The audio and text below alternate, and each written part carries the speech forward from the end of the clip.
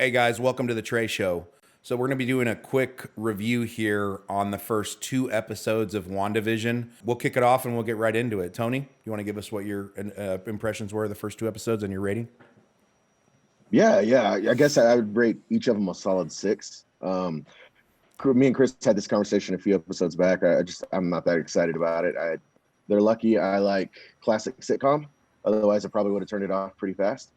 I'm intrigued, if anything. I'm not gonna say I'm disappointed. So we'll see what happens. I enjoy the two actors they have, Paul Bettany and Elizabeth Olsen. I've been a fan of Paul Bettany for a long time, so it'll be interesting to see what they decide to do. The quirky kind of I Love Lucy comedy, slapstick a little bit, just campy is okay right now. I don't know if I can handle a whole season of this, but I think from the previews, it looks like it's going to jump some timelines. We've got 50s television, then 60s and 70s. Maybe it'll kind of go in that kind of timeline. They just started doing the Pleasantville thing where it went from black and white television to color. So it'll be interesting just to kind of see what happens. Chris, what'd you think about the show?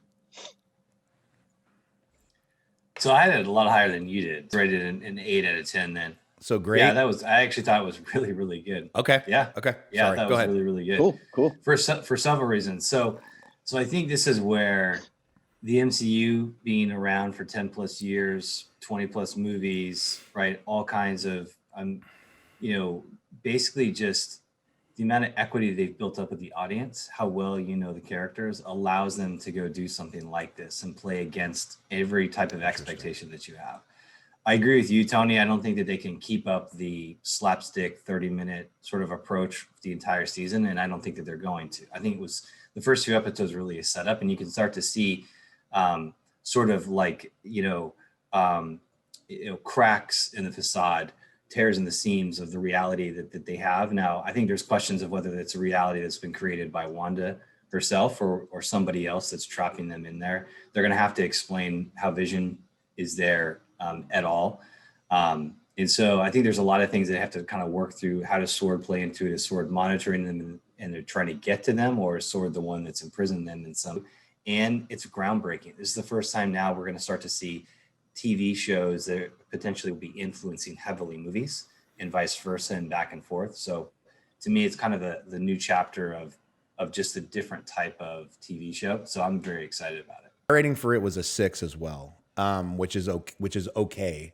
The way they did it and that throwback to the old school kind of sitcom with the live audience there was some really cool parts to that. But by the end of the second episode, I'm like, is that what we're watching? Is that what we're doing? They just rehash this. I think it's okay. And everybody's going to say that they're a genius for rehashing it. And if DC had done this or another company, then everybody would say what a bunch of idiots they are. Now, what you said though, Chris, is absolutely true. Because of everything that they've done, there's a lot more than that. I'm almost looking at it two different ways. When I sit down and watch an episode, at what level am I entertained? And I was mildly entertained. But the other thing is, that they're building up to something else. And I don't know what that is yet, but I did think it was interesting if they knew that they were going to do the 2-episode initial release, then I thought they would have given a little bit more, because there wasn't really anything in the whole 2 episodes that made me go, man, I'm really excited for episode 3. Favorite part of the first episode. Honestly, I think we had more fun. I guess the episode relates to this, trying to figure out whose house that was in history of sitcoms. So that's what we did. We spent a lot of time Googling. I thought it was a house that Lucy and Ricky lived in at one point. It turns out it's the Dick Van Dyke Show. My favorite scene, like where I did laugh out loud, was from the second episode, was when they offered him gum, and he says it inhibits mastication, and that guy's like, I don't do that. Like, I was like, oh shit, okay, Disney, I see.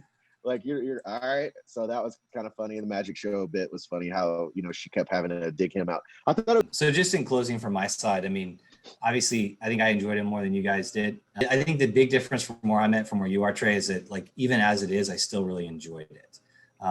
then I still trust that it's going to lead to bigger or better things. I think where you're at, you need it to lead to bigger or better things. So from my end, 2 episodes in, it's not good. Maybe there's a ton of payoff coming. For 2 episodes, the sample size, while there were some funny gaffes and things that they did, to spin 2 episodes and we don't know anything about what's going on, and it was basically just a rehash of a 50 or 60 year old sitcom style. I think that's really disappointing that took the whole 2 episodes versus maybe that was just a piece of it or a quick setup. Okay, guys, thank y'all so much. Thank you guys for watching. Please like and subscribe, and we'll see you guys on the next one.